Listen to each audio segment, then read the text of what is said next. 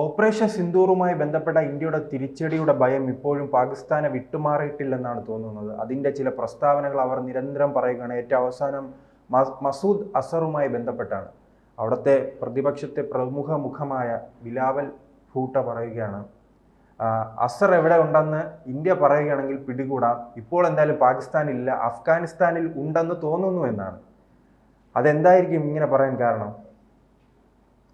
ഒരു തന്ത്രപരമായ നീക്കമാണ്, അല്ലെങ്കിൽ ഒരു മറുപടിയാണത്.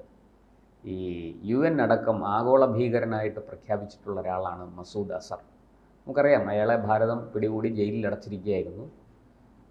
ഭാരതത്തിൻ്റെ ഒരു വിമാനം നേപ്പാളിൽ നിന്ന്, കാഠ്മണ്ഡുവിൽ നിന്ന് ന്യൂഡൽഹിയിലേക്ക് വരികയായിരുന്ന ഒരു വിമാനം റാഞ്ചി നേരെ അഫ്ഗാനിസ്ഥാനിൽ കൊണ്ടുപോയി, കാണ്ഡഹാറിൽ കൊണ്ടുപോയിട്ട് അവിടെ വെച്ച് വിലപേശി ഭീകരന്മാർ ഇയാളെ മോചിപ്പിക്കുകയായിരുന്നു. അങ്ങനെ മോചിപ്പിക്കാൻ, മസൂദ് അസറിനെ മോചിപ്പിക്കാൻ നേതൃത്വം കൊടുത്ത ആ സംഘത്തിലെ ഒരുവിധപ്പെട്ട എല്ലാവന്മാരും ഇന്ന് ഊറികളുടെ അടുത്തെത്തി. ഭൂമിയിലില്ല. എല്ലാറ്റിനെയും ഇന്ത്യൻ സൈന്യം, അല്ലെങ്കിൽ ഇന്ത്യൻ രഹസ്യാന്വേഷണ വിഭാഗം, അല്ലെങ്കിൽ ഏതോ അജ്ഞാതൻ, ഇവരുടെയൊക്കെ കൈകൊണ്ട് ഈ ഏതാണ്ട് ആ സംഘത്തിലുണ്ടായിരുന്ന അത് ആസൂത്രണം ചെയ്ത് നടപ്പാക്കിയ ഒരുവിധപ്പെട്ടവന്മാരെല്ലാം ഒരു 95% തീർന്നു. ഇനി ഈ മസൂദ് അസറിനെയാണ് പിടികിട്ടാനുള്ളത്. ഇയാൾ എവിടെയാണെന്ന് ആർക്കും അറിയില്ല എന്നാണ് പാകിസ്ഥാൻ പറയുന്നത്. ഈ പാകിസ്ഥാനിൽ ഇയാൾ ഉണ്ട് എന്ന് വന്നാൽ അത് പാകിസ്ഥാനെ വലിയ രീതിയിൽ ബാധിക്കും. കാരണം അമേരിക്കയും UN ഒക്കെ അടക്കം ഇന്ത്യയുടെ സമ്മർദ്ദത്തിൻ്റെ ഫലമായിട്ടാണ് പിന്നെ ഇയാളെ ആഗോള ഭീകരനായിട്ട് പ്രഖ്യാപിച്ചിരിക്കുന്നത്. അപ്പോൾ അങ്ങനെ ഈ ഭീകരനായിട്ട് പ്രഖ്യാപിച്ച ഒരാളിനെ പാക് മണ്ണിൽ അഭയം കൊടുത്താൽ അത് പാകിസ്ഥാന് വലിയ തിരിച്ചടി കിട്ടും. കാരണം എന്താണെന്ന് വെച്ചാൽ, ഈ financial action task force FTF ഇതൊരു ആഗോള ഈ ധനസഹായ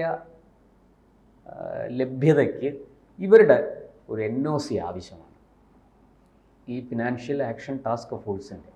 ഇപ്പം നേരത്തെ ഇവരുടെ ഒരു എന്താ പറയുക, ഒരു പട്ടികയിൽ ഉൾപ്പെട്ടിരുന്ന രാഷ്ട്രമാണ് പാകിസ്ഥാൻ. അതായത് ഈ ഭീകരർക്ക് ഫണ്ട് ചെയ്യുന്ന, ഭീകരർക്ക് സഹായങ്ങൾ നൽകുന്ന, ഭീകരരെ പോറ്റി വളർത്തുന്ന, ഭീകരരെ പരിശീലിപ്പിക്കുന്ന രാഷ്ട്രങ്ങൾക്ക് IMF അടക്കമുള്ള ഏജൻസികളുടെ ധനസഹായം കൊടുക്കരുത്, അങ്ങനെയുള്ള ഒരു പട്ടികയിൽ ഇവർ പാകിസ്ഥാനെ പെടുത്തിയിരുന്നു.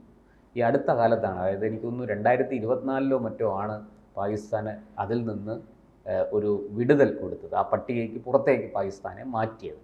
അങ്ങനെയാണ് പാകിസ്ഥാന് വീണ്ടും സഹായങ്ങൾ കിട്ടിത്തുടങ്ങിയത്. അതുവരെ പല കാര്യത്തിലും ഈ സാമ്പത്തിക സഹായം കിട്ടാതെയിരുന്നു. IMFൻ്റെ അടക്കം ലോണുകൾ, വായ്പകളും മറ്റുമൊക്കെ കിട്ടാതെയിരുന്നു. അതിന് ഈ FTF, ഈ ഫിനാൻഷ്യൽ ആക്ഷൻ ടാസ്ക് ഫോഴ്സിൻ്റെ ഒരു സർട്ടിഫിക്കറ്റ് അല്ലെങ്കിൽ ഒരു NOC ആവശ്യമാണ്. ഇവർ കുഴപ്പമില്ല, ഇപ്പോൾ ഇവർ പ്രശ്നങ്ങളൊന്നും ഉണ്ടാക്കുന്നില്ല എന്നുള്ള ഒരു സർട്ടിഫിക്കറ്റ് ആവശ്യമാണ്. ക്ലീൻ ചിറ്റ് ആവശ്യമാണ്. ആ ക്ലീൻ ചിറ്റ് പാകിസ്ഥാന് കിട്ടണമെങ്കിൽ ഈ പറയുന്നത് പോലെ ഈ ആഗോള ഭീകരനായിട്ട് പ്രഖ്യാപിച്ചിരിക്കുന്ന മസൂദ് അസർ അടക്കമുള്ള ഭീകരന്മാർ പാക് മണ്ണിലില്ല എന്ന് ഉറപ്പുവരുത്തണം. ഇപ്പോൾ തന്നെ ഹാഫിസ് സെയ്ദ് പാകിസ്ഥാനിൽ കസ്റ്റഡിയിലാണ്. അവിടെ അവർ പറയുന്നത് അയാൾ വീട്ടുതടങ്കലിലാണ് എന്നാണ് ഔദ്യോഗിക ഭാഷ്യം. പക്ഷേ അയാൾ പൊതുചടങ്ങിൽ പ്രത്യക്ഷപ്പെടുന്നത് നമ്മൾ കണ്ടിട്ടുണ്ട്. അയാൾ സ്വൈരമായിട്ട് വിഹരിക്കുന്നുണ്ട്. ഈ അടുത്ത കാലത്ത് അയാൾക്ക് അജ്ഞാതൻ്റെ വെടിയേറ്റു എന്നൊരു വാർത്തയും വന്നു. പിന്നീട് എന്ത് സംഭവിച്ചു എന്ന് നമുക്കറിയില്ല. അയാൾ ആശുപത്രിയിലാണെന്നും പറയുന്നു. എന്തായാലും ഇത്തരത്തിലുള്ള ഈ ഹാഫിസ് സെയ്ദിനെ ഈ രാജ്യാന്തര കോടതിയിലേക്ക്, നമ്മളെ ഇൻ്റർനാഷണൽ കോർട്ടിലേക്ക് അല്ലെങ്കിൽ ഇന്ത്യയിലേക്ക് ഒക്കെ വിട്ടുകൊടുക്കാൻ പാകിസ്ഥാൻ തയ്യാറല്ല. അതിനു മുമ്പ് അവിടെ ഒരു കള്ളക്കേസ് ഉണ്ടാക്കി അയാളെ അറസ്റ്റ് ചെയ്തു. എന്നിട്ട് ഞങ്ങളിതാ ഇവിടെ വീട്ടുതടങ്കലിലാക്കിയിരിക്കുകയാണ് എന്നൊരു പ്രചാരവും അങ്ങ് നടത്തി. അപ്പോൾ ഒരു രാജ്യത്ത് അറസ്റ്റിലായി തടങ്കലിൽ കഴിയുന്ന ഒരാളിനെ അങ്ങനെ പെട്ടെന്നങ്ങ് വിട്ടുകൊടുക്കാൻ പറ്റില്ല. ഇപ്പോൾ തന്നെ നമുക്കറിയാമല്ലോ, ഈ വിജയ് മല്യയും നീരവ് മോദിയും ഒക്കെ ലണ്ടനിലും മറ്റ് പല വിദേശ രാജ്യങ്ങളിലും കഴിയുകയാണ്. അവിടുന്ന് പെട്ടെന്ന് അവരെ അറസ്റ്റ് ചെയ്തുകൊണ്ട് വരാൻ പറ്റില്ല. അതാണോ ഇനി ബിലാവൽ ഭൂട്ടോ ലക്ഷ്യമിടുന്നത്? അവിടുത്തെ പ്രധാന പദവികളാണോ? ഇത്തരം ഭീകരവാദികളെയും സൈനികരെയും മാത്രമല്ലേ പിന്തുണച്ചാൽ മാത്രമല്ലേ ഏത് രാഷ്ട്രീയക്കാരനും അവിടെ നിലനിൽപ്പുള്ളൂ. ബിലാവൽ ഭൂട്ടോയുടെ ലക്ഷ്യം എന്ന് പറയുന്നത് പാക് പ്രധാനമന്ത്രി കസേരയാണ്. അമ്മ ഇരുന്ന ആ കസേരയിൽ തനിക്കും എത്തണം. അതിന് വേണ്ടുന്ന അടവുകളെല്ലാം ബിലാവൽ ഭൂട്ടോ പയറ്റും. പിന്നെ അതിനുള്ള ഒരു പക്വതയോ ഒരു എന്താ പറയേണ്ട അനുഭവജ്ഞാനമോ ഒന്നും ബിലാവൽ ഭൂട്ടോയ്ക്ക് ആയിട്ടില്ല. അത് വളരെ ചെറുപ്പമാണല്ലോ, വളരെ ചെറുപ്പമാണ്. അതാകുന്ന മുറയ്ക്ക് തീർച്ചയായിട്ടും പ്രധാനമന്ത്രി കസേരയിൽ നാളെ ഇരിക്കുക എന്നുള്ളതാണ് അയാളുടെ ലക്ഷ്യം. അത് സാധിക്കാൻ വേണ്ടിയിട്ട് അയാൾ ഏതടവും പയറ്റും. ഇവിടെയും അത് തന്നെയാണ്. ഈ മസൂദ് അസറിനെ പിടിച്ചോ ഇല്ല, പിടിച്ചില്ലേ പിടിച്ചു. ഈ ഒരു എന്താ പറയുക, ആവണക്കണ്ണയിൽ കടുക് വറുക്കുന്ന ഒരു അഴകുഴമ്പൻ നയം. അപ്പോൾ ഞങ്ങൾക്ക് ഇവിടെ ഞങ്ങളുടെ നാട്ടിലില്ല, പാകിസ്ഥാനിലുണ്ടെങ്കിൽ ഞങ്ങൾ ഇതിനു മുമ്പ് അറസ്റ്റ് ചെയ്യും. അയാൾ ഇവിടെ ഇല്ല. അയാൾ ഇതുവരെയുള്ള ഒരു അനുഭവം വെച്ച് അയാൾ അഫ്ഗാനിസ്ഥാനിലാണെന്ന് തോന്നുന്നു.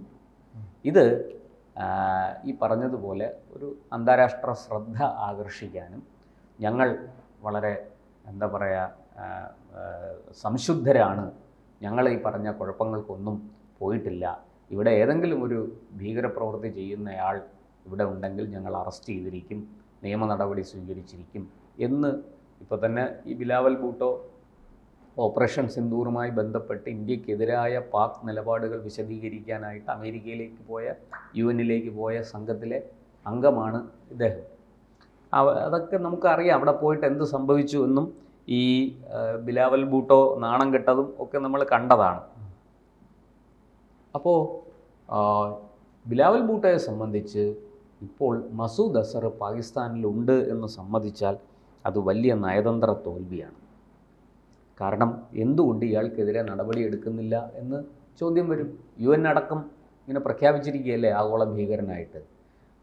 അതുകൊണ്ട് തന്നെ മസൂദ് അസർ പാകിസ്ഥാനിലില്ല, പാക് മണ്ണിൽ അയാൾക്ക് അഭയം കൊടുത്തിട്ടില്ല എന്നൊരു സ്റ്റാൻഡ് ബിലാവൽ ഭൂട്ടോ എടുക്കുമെന്ന് എല്ലാവർക്കും അറിയാം.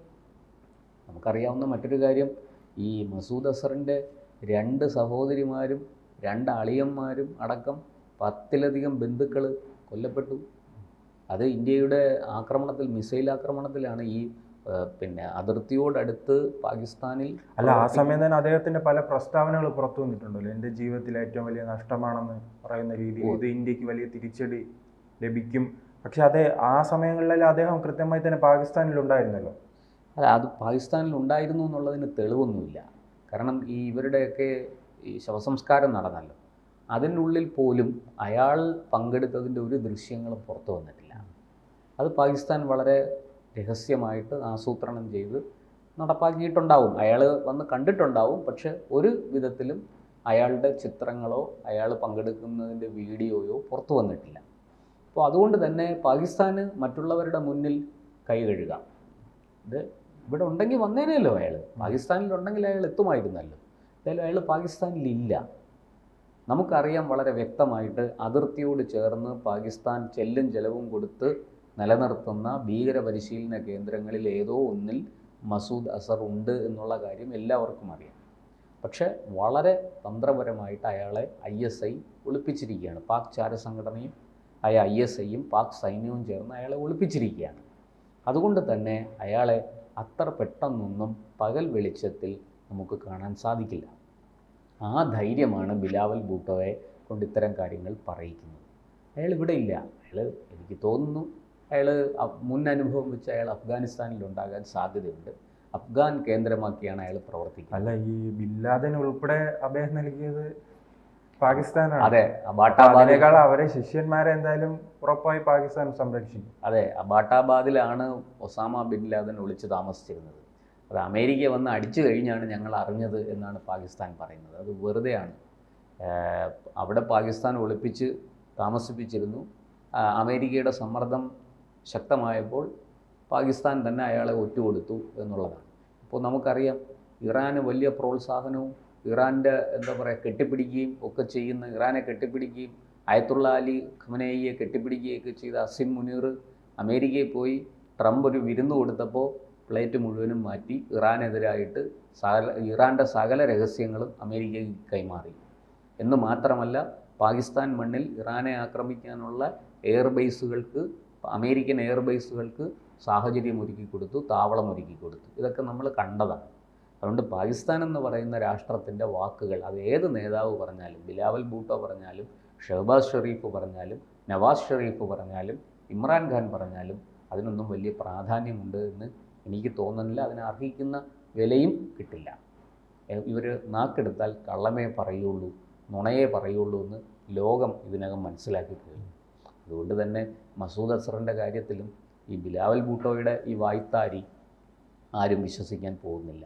കൂടുതൽ വാർത്തകളും വിശേഷങ്ങളും നിങ്ങളിലേക്ക് എത്താൻ ABC മലയാളം സബ്സ്ക്രൈബ് ചെയ്യുക, ബെൽ ബട്ടണും അമർത്തുക.